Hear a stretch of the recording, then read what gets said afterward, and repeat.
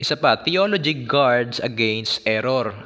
Ang theology po, kapag po ikaw ay nag-aral nito, ay mabibigyan ka ng bakod, mabibigyan ka ng proteksyon sa iyong isipan, sa iyong puso kapag may dumating.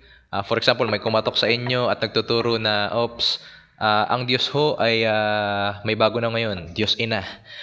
Pag ho may ganyan kang nagtuturo na sa inyo, ay alam mo na agad na hindi po pwedeng mangyari yun. Pero kung hindi ka nag-aaral ng theology, hindi ka nag-aaral talaga ng doktrina, sabi mo, parang pwede nga, no? Kasi mayroong ama, may anak, ibig sabihin may ina din. So, pag hindi ho natin ito sineryoso, marami pa hong mga klase ng mga doktrina na naglalabasan ngayon. Wala hong katapusan yan. The more na hindi nila pinapansin ang mga katuruan ng Biblia, ay the more na padami po ng padami yan. Wala pong katapusan yan. At ang mga tao po ay napakabilis maniwala. Madala lang ng emosyon, maniniwala na po agad.